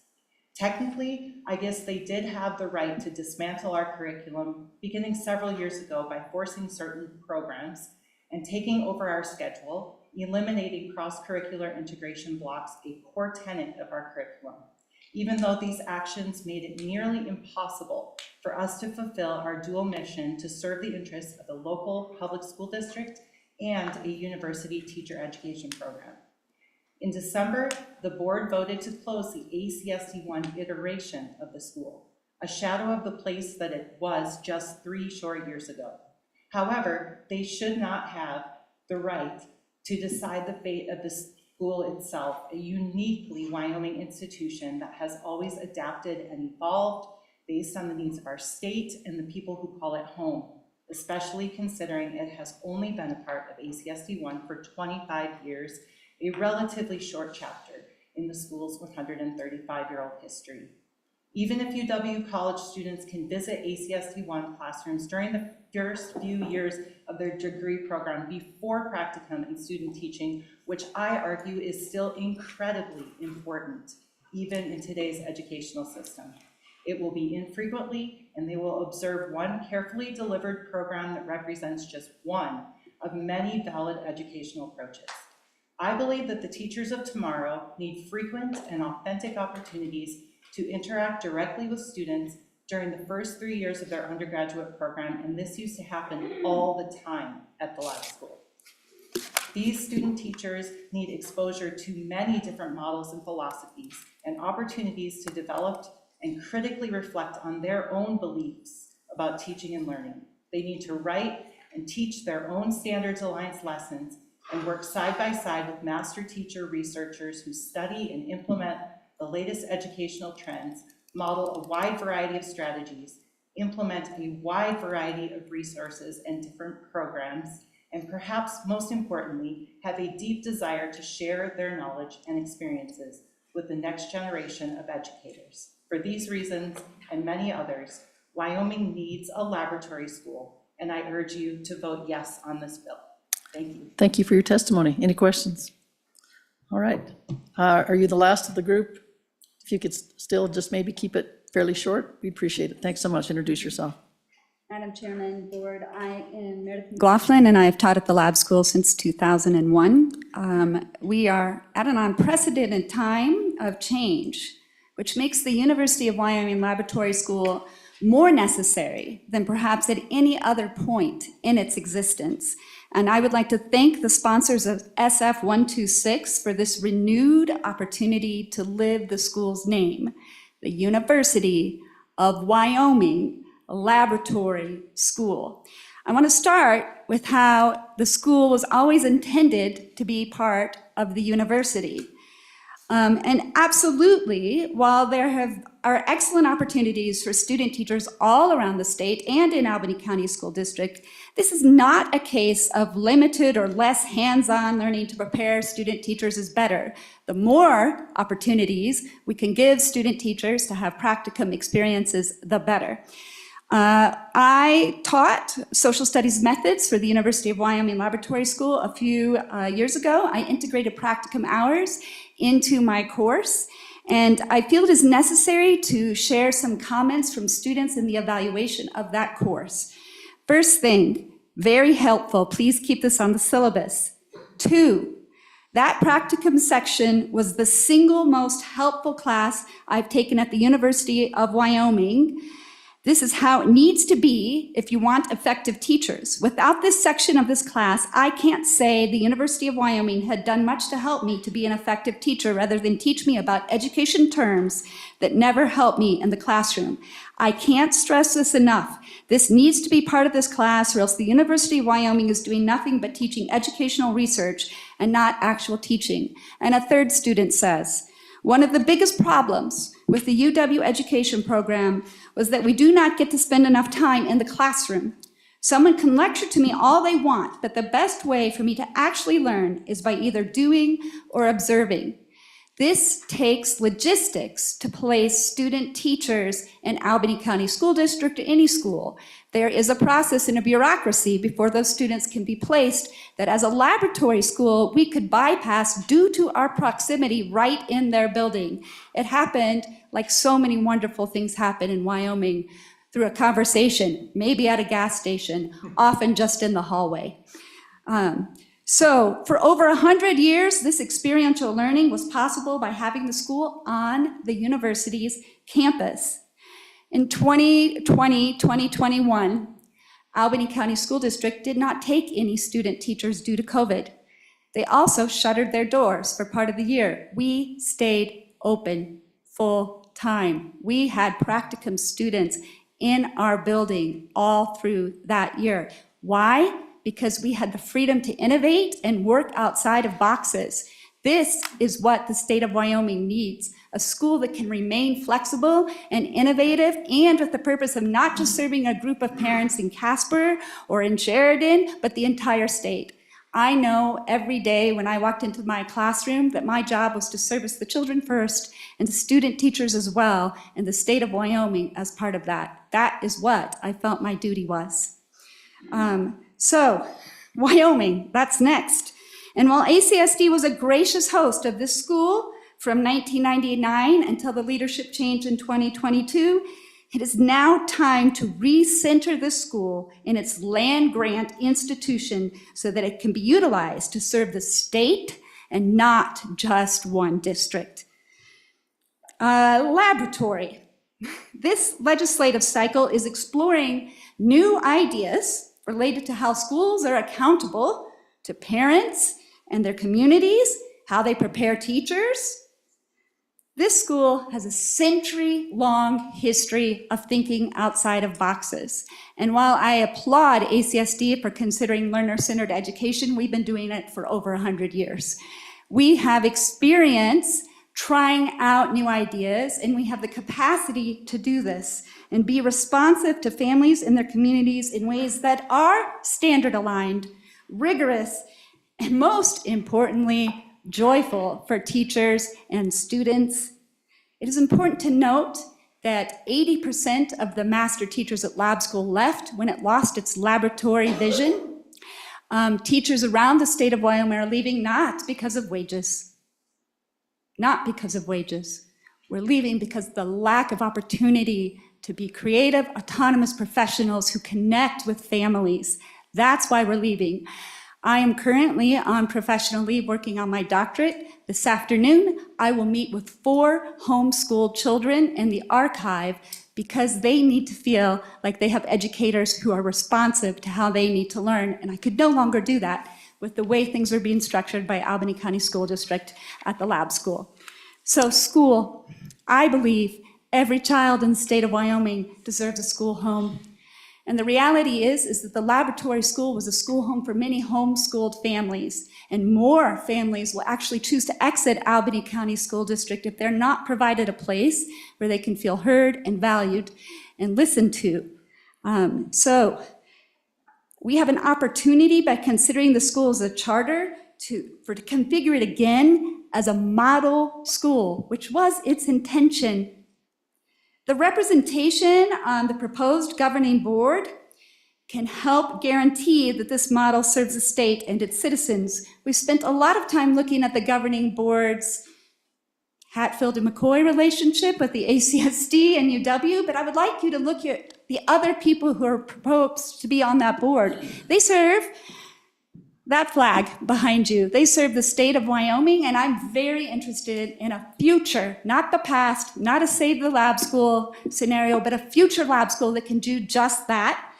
The reporting provision to the JEC further harnesses this school to the innovation needs of the state in a way that no other school can, due to its affiliation with the College of Education in the only land-grant institution. As school choice becomes more prominent around the nation, states are adding lab schools for the very purposes mentioned here. SF 126 ensures that this is not an opportunity missed. Thank you. Thank you. Any questions for Ms. McLaughlin? Okay, thank you for all your testimony. We're going to go ahead and close public testimony. Thank you for everyone that's made the trip to let us know what your thoughts are. Committee, what is your thoughts? What are your thoughts? Move the bill. Okay, it's been moved by Senator Brennan. Discussion. Any amendments or thoughts? Yes. Madam Chairman, there are a few necessary amendments that we've heard. The first, I would move the one that we have a written copy of, the new C paragraph, to ensure that the school foundation program doesn't see any changes as a result of the legislation. Okay. Discussion on that amendment? Any discussion? Okay. All those in favor of that amendment, please say aye. Aye. Any opposed? No? Okay, that amendment passes. Any others? Madam Chairman, bottom of page 5, the B paragraph that lays out compensation for the board members. I move to strike the entire paragraph, so that's lines 17 through 22, strike. 22. Ashley, did you get that? Yes, Okay. Madam Chairman. Any discussion on that amendment? Okay, all those in favor, please say aye. Aye. Any opposed? No? Okay.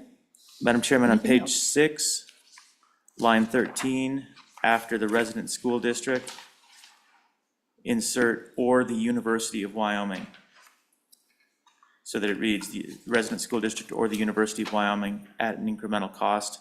That was just a construct oversight. Did you get that, Ashley? Yep. Okay. Any discussion on that amendment? Okay. With that, let's go ahead and take roll on that amendment. All those in favor, please say aye. Aye. Aye. Any opposed? No? Okay. Any others? That's what I've got. No others? Okay. All right. Any comments? Yes. Oh, go ahead, Senator Scott. Madam Chairman, this has been a tough decision on this bill. And frankly, I'm going to vote partly on what we heard today and partly on what we heard in the interim. It seems to me that the school has been very successful, has served a very good purpose, done a very good school. And schools like that are precious because we need more of them. It seems to me that what's happened is it has become, and I will recognize that the College of Education is succeeding in operating without making special use of the lab school, and has got good outreach into the rest of the state and is succeeding in that role. I will say it looks to me like what's happened is that both the university and the Albany County School District have found it bureaucratically inconvenient to work together. And that's what's led to the current problem. The fact that they're destroying a good school doesn't seem to bother them. And it's going to be hard to reconstruct it, hard to get it to work right. But Madam Chairman, I think I'm going to vote for the bill because it has been such a successful school and we need those kind of schools. Other comments from the committee? Yes.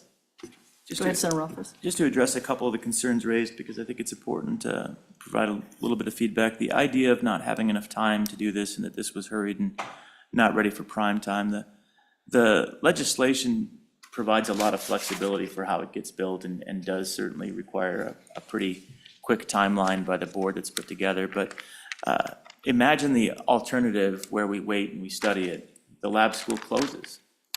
Right, the reason the enrollment is currently 160 is because the closure announcement was provided ahead of the time when people were choosing where they were going to enroll. I believe it was 200-ish last year, and then it was 230 before that. So there was a 40-person drop based on the preliminary announcement that the university was interested in closing the lab school.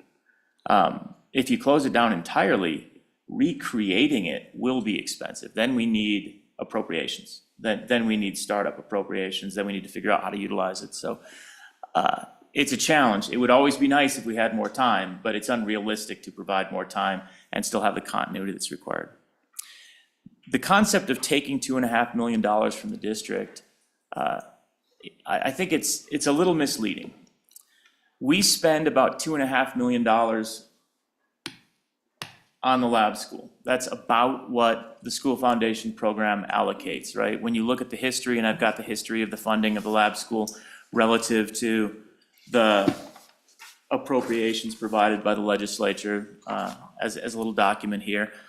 And the district provided, about $100,000 short of what the School Foundation program provided. So these are funds that were previously going to fund teachers at the lab school.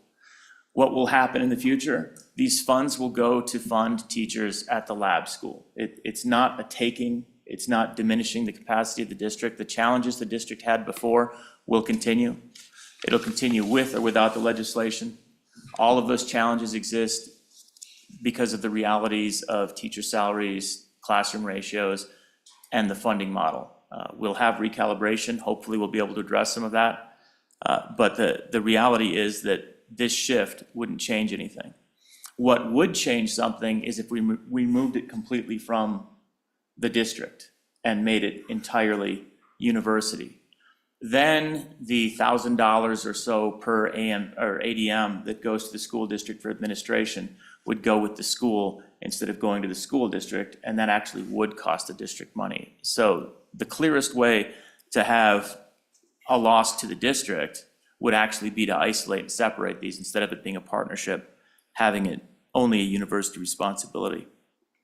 And the final thought I wanted to provide is the idea of it being a local board decision. I think it's important to realize that when the board made its final decision at the December meeting, they didn't have a decision. The decision had already been made by the university. There was no way, no vote could be taken, no motion could be made that would have been, let's keep the lab school open. It wasn't a decision, it was a meeting where that reality was provided to the public. Because the decision had been made by the university that they're closing the lab school. I think what was discussed was the idea of, do we keep the school in its current form and move it perhaps to Bidle, which is a school that was recently closed. There were some options available, but none of them were lab school options. They were, what do we do with all of these students? Lab school was not on the table.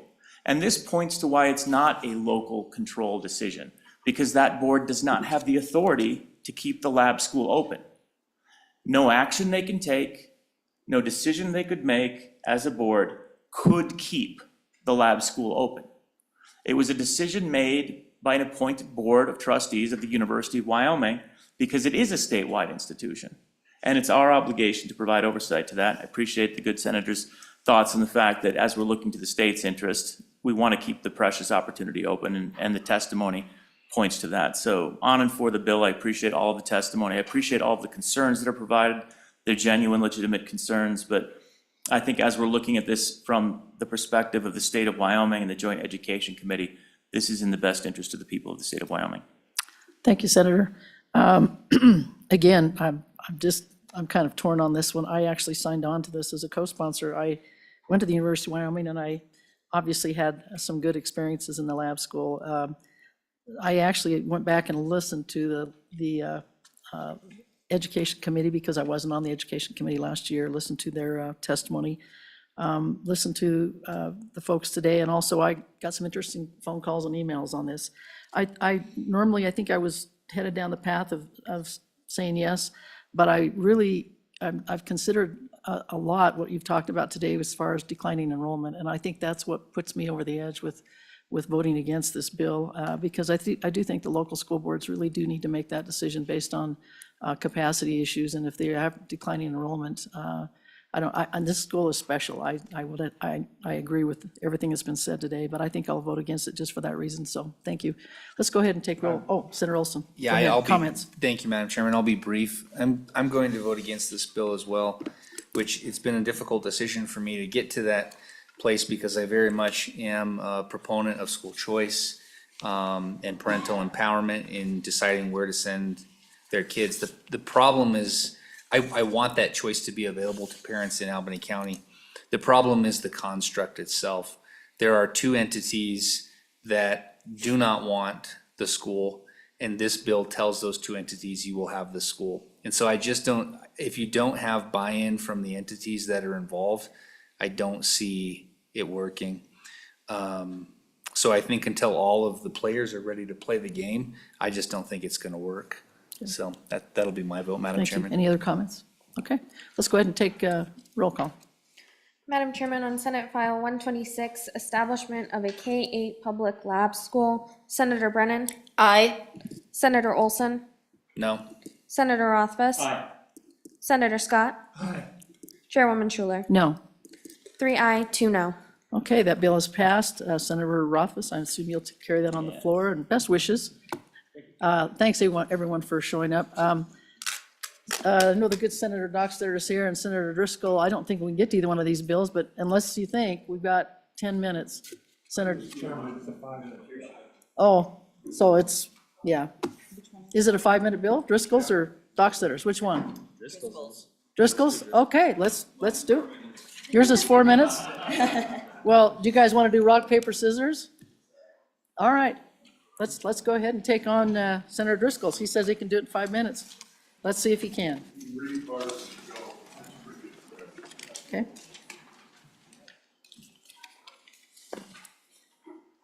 It's a good thing Senator Dockstader is a nice guy, because he was next up, so.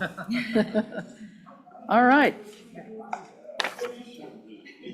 Welcome, Senator Driscoll. Madam Chairman, Let's take committee, a listen to Senate thank File you. 131. I bring you Senate File 131 and ask your favor consideration, charter school leasing. I think it's appropriate to follow the last testimony because you got a flavor of what it's like with local school districts and these unholy alliances we do. So what we're really talking about in this bill is we'd passed a deal for charter schools on the leasing end of it that had kind of forced the school facilities to come in and make a decision, and then we looked at local school district facilities.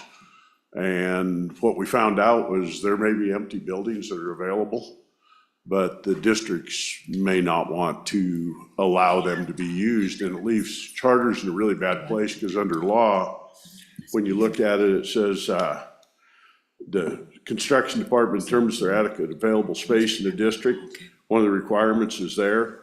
They determine there's a building available, and then the local district says you can't have the building. Now you're in an absolute catch-22, as you've got a building available, and under state law, they're not available to get a lease because there's one available, yet it actually isn't, or it doesn't fall under the term. So what this bill really does is it pulls out that section of the law, still leaves it there. This is a pro-charter bill that actually makes it where they can function as determined by law, but takes out a loophole that's causing a problem for them. And we've seen it in action, and it's actually, time is of the essence, because we're gonna have it happen again soon. And so, you know, there's no way in a democracy when a school district owns a building that we can force them to say you're gonna take a charter school into that building. If they don't want it, or they have other plans for it, I'm not one of the ones that's gonna say that. But I also don't think they should be able to use it as a tool to make it where you can't have a charter school because they can't get a lease and they can't afford their facility. That's it in a nutshell. I'm going to stand for questions, and thank you for the time letting us run it today. Thank you, Senator. You did it in 3 minutes, so that's great. Questions for Senator Driscoll? I don't have any questions. Anyone else? Okay, thank you. Let's go ahead and open it up. I think school facilities folks are here, so Mr. McComey, please come up and introduce yourself. Thank you, Madam Chair. Del McComey, I'm the Director for the State Construction Department. We testified at the Select Committee in August about some of the situations that we're seeing that I think this bill would address. So let's just take a couple of examples that have been out there. Right now, because of the Mercer study that was done within Laramie 1, we're looking at some future school closures. There may be the opportunity in some of those that would be able to move a charter into those. We have 3 charters here in Laramie County. So for me, one of the things is that if I say we have a school that's open, I go to the first charter and say, we need to move you into that school. It's available and open, adequate for the number of students that you have. They say no. So does that mean then I discontinue their payments? Because then I go to second charter, say the same thing. They say no. Do I discontinue theirs? And then I go to the third charter and they say yes. So do I discontinue from the other ones because I went to them first who wants that? On the flip side of that, you could have just the opposite where we have the schools that are available and we move them all over, not necessarily at their will, because it says in the statute that they'll move over there, will cease their lease payments. But a number of these school or charter schools are taking in long-term leases. Now, we only fund them for 2 years, and in our agreements, we say money that's available from the state, we're only doing that because of the 2 years. So we don't make any long-term commitment for that funding. But again, from a business standpoint of opening, shutting, maybe the school district is available for a short period of time. The school board may make the decision, well, we're going to mothball this school around the state. That happens all the time. They can do that for up to 3 years and then continue, come to the commission again and do it for another 3 years. At what point do we say it is available or it's not available? Really, as the senator described, it's really up to the school district to decide when that's available and what that may be adequate for. Questions for Mr. McComey? So basically, the district and the charter school have to agree, but it is in the hands of the school district to decide that. So, That's correct. Okay. I really believe that probably maybe in an interim or something, this needs to be studied further. You know, that certainly over the years, this has evolved on how this is occurring. When I was director previously, we started that program under my direction because of state statutes that were passed, but I was here when it started. And things are evolving. They're evolving very quickly, could evolve much more quickly with some of the bills that are out there today. And again, I think that's something overall needs to be looked at and addressed. Okay. Thank you very much for your testimony. I don't see any other questions. Appreciate that. Department of Ed. Yeah, thank Welcome. you, Madam Chair. Dickie Shaner speaking on behalf of Superintendent Degenfelder. She supports this change. Okay, good. Anyone else in the room that would like to testify? We're only going to give you about a minute and a half. Is that going to work for you? Less than 2 minutes. I bet you support it. Madam Chair. Please introduce yourself. Yes, Carrie Klein, representing the Wyoming Public Charter Schools Association, and I will be very brief. You know, selecting and providing a facility is one of the largest financial commitments that a public charter school has to make, and often this decision is made in its early stages. These public schools should not be at a disadvantage when they're providing the required building for students.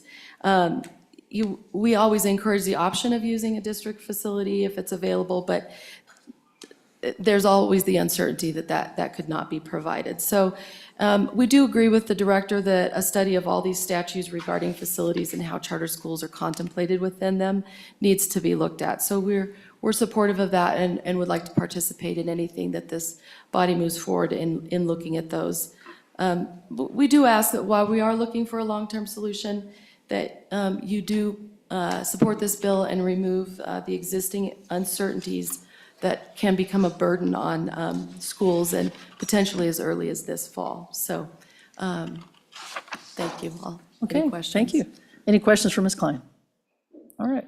Anyone else from the public? Okay, let's go ahead and close public testimony. What's your, what would you like to do with this bill, committee? Move the bill by Senator Olson. Any potential amendments? I do, I have two. Yes, go ahead, Senator. Thank you, Madam Chairman. There is a typo in the title. On line 1, it says relating to.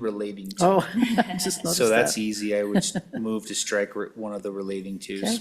Okay. Any discussion on that? All right, all those in favor of that amendment, please say aye. Aye. Aye. Any opposed? Okay, that amendment's passed. The second amendment is also to the title. The second clause at the end of line 1, beginning on line 2, it seems to be written in the reverse. So it should be that what is being repealed is the requirement that charter schools receive reimbursement for lending expenses from the state construction department. So my amendment would be that it read repealing the requirement that, and then strike charter schools receive reimbursement for leasing expenses if, and after that insert, for charter schools to receive reimbursement for leasing expenses.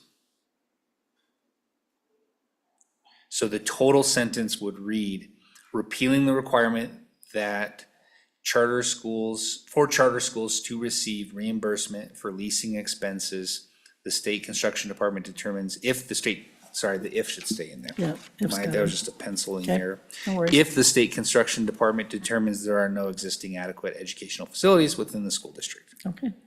Ashley, did you get that? Or do you need a second shot at it? Can we do one more time? One more Madam time, Chairman? Yep. So did you get the strike through language? You got that part? I think so. So strike on line 2, charter schools receive. Okay. Strike on line 3, reimbursement for leasing expenses. Okay, Then on line 2, after that, insert for charter schools to receive reimbursement for leasing expenses. okay. Okay, we good? Any discussion on that amendment? Okay, all those in favor of the amendment, please say aye. Aye. Any opposed? No? Okay, that amendment's passed. That's Any it. other amendments? Okay. Well, in that case, let's go ahead and take roll. Madam Chairman, on Senate File 131, charter school leasing do pass as amended. Senator Brennan? Aye. Senator Olson? Aye. Senator Rothfus? Senator Scott? Chairwoman Schuler? Aye. 5 ayes. Thank you, that bill is passed. Thank you, Senator Driscoll. I assume you'll carry this on the floor? Okay. And sorry, Senator Dockstader, we'll do yours first thing on Friday. Does that sound okay? Senate File 137. Thank you for being so patient. This meeting's over.